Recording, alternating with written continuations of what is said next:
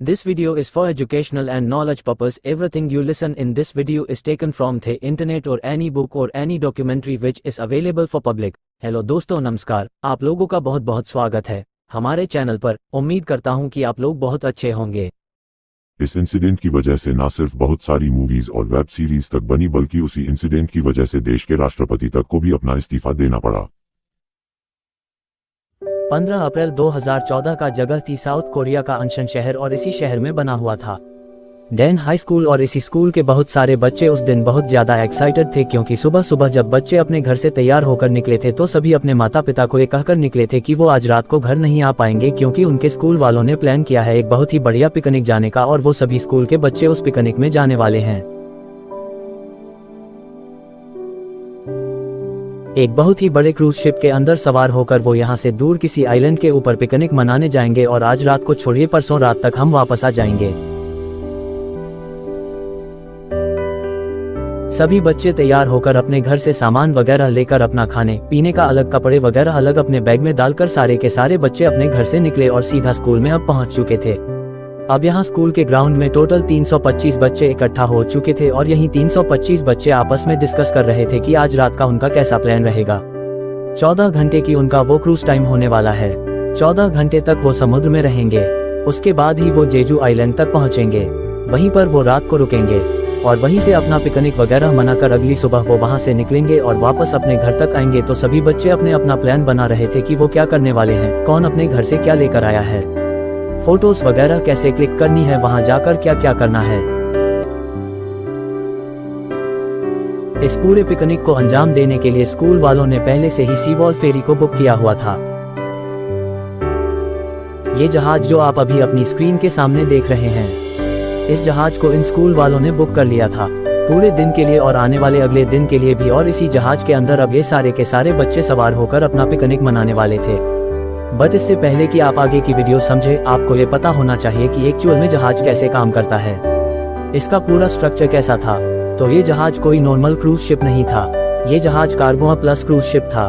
इसके अंदर माल भी ढोया जा सकता था, इसके अंदर लोग वेकेशन मनाने के लिए क्रूज शिप की तरह भी इसको इस्तेमाल कर सकते थे, और ऐसा ही कुछ अब यहाँ भी होने वाला था। सभी बच्चे अभी इसी के अंदर अपना अपना सामान रखने वाले थे। बच्चों के हर ग्रुप को एक एक कमरा अलॉट किया जा चुका था। इसके अलावा नीचे इसके कैफेटेरिया से बहुत सारे होटल्स वगैरह इसके अंदर ही खोले हुए थे, और इसके नीचे कार्गो एरिया जिसके अंदर उस टाइम पर गाड़ियां वगैरह ट्रक्स वगैरह लोड करके एक जगह से दूसरी जगह पर भेजे जा सकते थे। दूसरी तरफ ग्राउंड में सभी 325 बच्चे अब जमा हो चुके थे। उन सभी को एक एक करके अलग अलग 32 के अंदर बैठाया गया, और बहुत सारी बसेस एक साथ स्कूल से बाहर निकले और सीधा वो सारी की सारी बसेस अब स्पॉट पर पहुंची जहां पर ये फेरी नाम का जहाज खड़ा हुआ था। तो सभी लीडर्स ने अपने अपने बच्चों को समझाया कि देखो तुम 325 बच्चे हो, इसके अलावा भी 100 लोग और है, तुम्हारे अलावा जो अलग अलग शहर से आए हैं वो भी तुम्हारे साथ इसी जहाज के अंदर ट्रैवल करने वाले हैं। तो तुम बिल्कुल भी उनको परेशान मत करना। अपनी हरकतों से जो हरकतें तुम स्कूल में करते आते हो वो हरकतें यहाँ पर मत दिखाना। किसी को भी मत बताना कि तुम कहाँ से हो, किसी अनजान व्यक्ति से तुम बात मत करना। कोई कुछ खाने को दे तो वो भी मत लेना। बस तुम अपने आप में मस्त रहना, किसी और से तुमको कोई लेना देना नहीं है। किसी और को बिल्कुल भी डिस्टर्ब मत करना। सभी बच्चों को उनके टीचर्स ने बता दिया कि ये तुम्हारा कमरा है, इस फ्लो पर तुम आराम से अपना खेल कूद कर सकते हो, यहाँ तुम खाना वाना खा सकते हो। ये सी डेक है, यहाँ पर खड़े होकर तुम समुद्र को अच्छे से देख सकते हो। बट कोई भी जहाज समुद्र में उतरे उससे पहले उसके लिए काफी सारे नियम बनाए जाते हैं कि इसके ऊपर कितना वेट होना चाहिए और कितने टन बैलेस्ट वाटर इस जहाज के अंदर होना चाहिए। अभी आपको ये बैलेस्ट वाटर समझ नहीं आया होगा कि क्या होता है, मैं आपको अभी बताता हूँ। तो ऐसा इसलिए है कि समुद्र बहुत ज्यादा बेरहम है, यहाँ कब क्या हो जाए कुछ नहीं पता। इसीलिए समुद्र के अंदर यानी कि किसी भी समुद्री जहाज का जो निचला हिस्सा होता है वो बिल्कुल खोखला रखा जाता है। बट इसी खोखले हिस्से के अंदर पानी भरकर रखा जाता है ताकि इस पूरे जहाज का भार नीचे की तरफ रहे। ये समुद्र की लहरों से झटका खाकर पीछे की तरफ ना आए या फिर इधर उधर ना डुले, ये अंदर ही बना रहे हैं ताकि इस जहाज की सेंटर ऑफ ग्रेविटी नीचे की तरफ रहे। और ऐसा ही कुछ यहाँ इस जहाज के साथ भी किया जाना था, और उस टाइम पर अथॉरिटीज ने कहा हुआ था कि जहाज को समुद्र में जाने के लिए तकरीबन 1360 टन पानी इसके बैलास्ट वाटर हिस्से में होना चाहिए। अब आप समझ गए होंगे कि बैलास्ट वाटर किसे कहा जाता है। बट क्या आप इस बात पर विश्वास करेंगे कि उस टाइम पर 1360 टन पानी ला देने की बजाय इस जहाज की अथॉरिटी ने सिर्फ और सिर्फ 750 टन बैलेस्ट वाटर ही अपने जहाज के अंदर लोड किया। बाकी जो इतना सारा भार बचा हुआ था उस बार की जगह इन लोगों ने अपना प्रॉफिट मैक्सिमाइज करने के लिए इसके अंदर बहुत सारा एक्स्ट्रा कार्गो लोड कर दिया, ताकि जब जहाज को मेजरमेंट के हिसाब से पास किया जाएगा तब इसका वेट तो इतना ही रहे बट इसके अंदर कार्गो और ज़्यादा लोड कर सके, इसलिए क्यों ना हम इसका बैलेस्ट वाटर ही कम कर दे। खैर ये सब चीजें लेकर ये सीक्वल फेरी नाम का जहाज अपने तट से छोड़कर सीधा जेजू आइलैंड की तरफ निकल चुका था।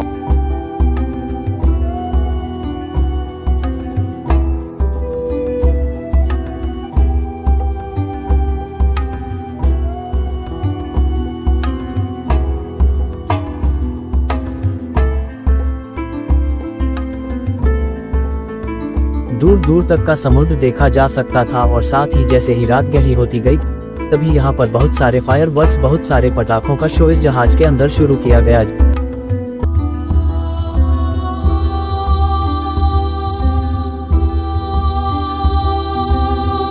तकरीबन 11 बजे के आसपास सभी बच्चों ने मिलकर डाइनिंग एरिया में आकर खाना वाना खाया और फिर से खाना वाना खाकर एक दूसरे को हेलो करके सभी बच्चे अपने अपने कमरों में गए और जाकर अब सो चुके थे।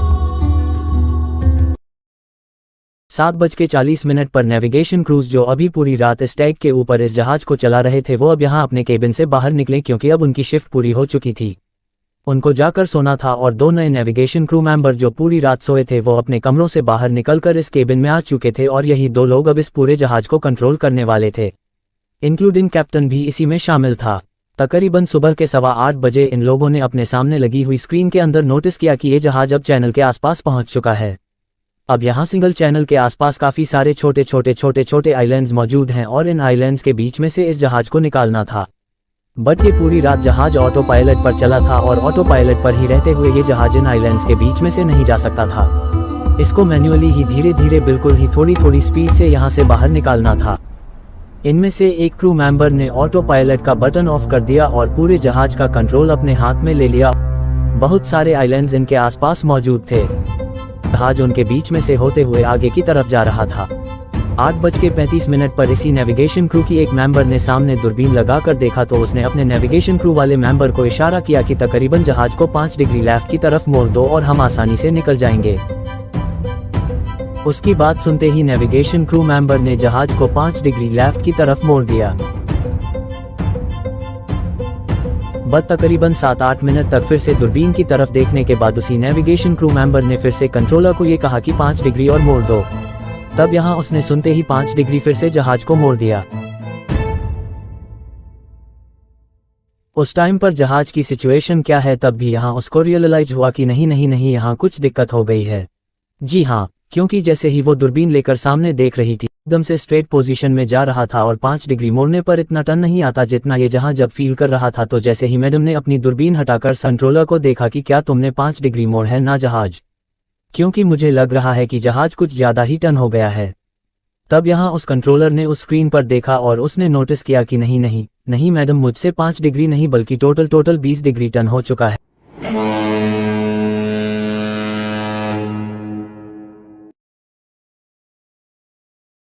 पहले आपने 5 बोला, मैंने 5 भी टर्न कर दिया। दोबारा आपने 5 बोला, मुझसे गलती से 15 डिग्री वाला बटन दब गया और ये जहां जब टोटल 20 डिग्री टर्न ले चुका है वो भी खड़ा मोड़। अब 1-2 डिग्री की बात होती तो कोई बात नहीं, बट यहाँ तो ये टोटल 10 डिग्री फालतू मुड़ चुका था। बट आप कहेंगे कि तो क्या हुआ, 10 डिग्री भी कोई ज्यादा नहीं है, इतना तो चलता ही है, पानी है तो दोबारा मोड़ देंगे, उसमें क्या बड़ी बात है। लेकिन यहाँ एक बात बहुत गहरी यहाँ पर नोटिस करने वाली ये थी कि ये जहाज बैलेंस्ड वाटर इसके अंदर बहुत ज्यादा कम था और इस पानी के कम होने की वजह से ये जहाज आगे से थोड़ा सा उठा हुआ था, क्योंकि पानी तो था ही नहीं। बट जैसे ये 15 डिग्री मुड़ा उसी टाइम पर वो जो अंदर पानी बचा खुचा जितना भी पानी था तो थोड़ा सा पीछे की तरफ हुआ और जाकर सीधा दीवारों में लगा और उसी एरिया के ऊपर कार्गो एरिया भी तो मौजूद था। उसके अंदर भी तो बहुत सारी गाड़ियां और बहुत सारे ट्रक्स वगैरह खड़े हुए थे और दिक्कत यहाँ इन गाड़ियों और ड्रग्स की वजह से ही शुरू हुई। उसी टाइम पर अंदर खड़ी सारी गाड़ियां, सारे ट्रक्स एक के अंदर एक जाकर लगने लगे। जो गाड़ियां दीवार के साथ खड़ी थी वो सीधा दीवार में जाकर लगी और जो गाड़ियां नॉर्मली खड़ी थी लाइन में वो सारी घिसट का सीधा एक दूसरे के अंदर जाकर ठोकने लगी। पहले ही ये जहाज 10 डिग्री पहले ही झुका हुआ था। वो गाड़ियां जैसे ही स्लिप होकर एक साइड आने लगी, उसी टाइम पर इस जहाज के अंदर वेग जो था वो सारा का सारा लेफ्ट साइड में झुक गया। सुबह के तकरीबन 8:49 पर यह जहाज टोटल 22 डिग्री नीचे पानी में झुका हुआ था और इस पानी में झुकने की वजह से ही जो पीछे कार्गो दरवाजा था, जी हाँ, वही दरवाजा जिसको खोलकर ये सारी गाड़ियां अंदर घुस आई जाती है, वो दरवाजा पानी के अंदर जा चुका था और इस पानी के अंदर जाने की वजह से ही समुद्री पानी ने उस कार्गो दरवाजे के अंदर एंटर करना शुरू कर दिया और इसी वजह से इस कार्गो एरिया का भार अब और ज्यादा बढ़ने लगा। एक साइड ये जहाज अब और ज्यादा तेजी से झुकने लगा। सोचकर देखिए आप, जहां 8:49 पर ये जहां सिर्फ 21 और 22 डिग्री झुका हुआ था, वहीं 1 मिनट के अंदर 8:50 पर सुबह जहाज टोटल 30 डिग्री तक लेफ्ट साइड में झुक चुका था और इतना ज्यादा झुकने की वजह से तुरंत ही कैप्टन ने आदेश दे दिए कि इंजनों को बंद कर दो। इंजन रूम में जितने भी लोग काम कर रहे हैं वो तुरंत बाहर की तरफ निकलो। 8:50 पर जहाज के सभी इंजन को बंद कर दिया गया। अंदर काम कर रहे मेंबर्स सीधा बाहर की तरफ निकले और ऊपर मेन डेक पर गए। कैप्टन और सारे क्रू मेंबर्स भी मेन डेक पर जा चुके थे। सारे नेविगेशन कंट्रोलर ऊपर जा चुके थे, ये देखने के लिए कि आखिर इस जहाज के साथ क्या हो रहा है, ये इतना ज्यादा झुका क्यों है। सुबह के 9 बजने वाले थे और इस टाइम तक सभी बच्चे उठ चुके थे, क्योंकि उनको अब आने वाला पूरा दिन अपना एंजॉय करना था, पिकनिक मनाना था और इससे पहले कि वो अपना पिकनिक अच्छे से मना पाते हैं, पेट पूजा भी तो करनी थी। सभी बच्चे तैयार होकर अपनी अच्छी ड्रेसेस डालकर सीधा डाइनिंग एरिया में पहुंच चुके थे। बड़ी बड़ी टेबल्स वहां लगी हुई थी। 200 बच्चों के आसपास उस टाइम पर वो डाइनिंग एरिया में नाश्ता कर रहे थे। कुछ एक बच्चे जो थे वो सो रहे थे। इसी टाइम पर उन सभी लोगों ने नाश्ता करते करते ही ये आवाज सुनी कि जो जहां पर है वो वहीं पर रहे। डरने वाली कोई बात नहीं है। जी हाँ, ऊपर डेक पर मौजूद सभी क्रू मेंबर्स ने कैप्टन से पूछा कि कैप्टन अब हमें क्या करना चाहिए। नीचे पैसेंजर्स भी मौजूद हैं और उनके अंदर तो हाहाकार मच जाएगा जब उनको पता लगेगा कि जहाज 30 डिग्री झुका हुआ है। तब यहाँ कैप्टन ने क्रू मेंबर को कहा कि जाओ सीधा इंटरकॉम उठाओ और ये अनाउंसमेंट कर दो, पूरे जहाज के अंदर की जो भी व्यक्ति जहाँ भी हैं वो वहीं पर रहे। क्रू मेंबर सीधा इंटरकॉम के पास गया। उसने इंटरकॉम उठाकर सीधा अनाउंसमेंट कर दी कि जो भी जहाँ पर है, अगर कमरे में है तो कमरे में रहे, डाइनिंग एरिया में है तो डाइनिंग एरिया में रहे, डेक पर है तो डेक पर रहे और बालकनी में है तो बालकनी में रहे, किसी को भी हिलने की जरूरत नहीं है। बहुत जल्दी सब कुछ ठीक हो जाएगा। तो ईश कहानी के पहले पार्ट में बस इतना ही। आगे ईश जहाज के साथ क्या हुआ, बच्चों के साथ क्या हुआ, हम दूसरे पार्ट में जानेंगे। आप चाहे तो मुझे इंस्टाग्राम पर फॉलो भी कर सकते हैं, लिंक डिस्क्रिप्शन में है। और हाँ दोस्तों, व्यस्त होने के कारण से वीडियो बनाने में टाइम लग जाता है, तो मैं मिलूंगा ईश घटना के दूसरे पार्ट में। तब तक अपना ख्याल रखिए।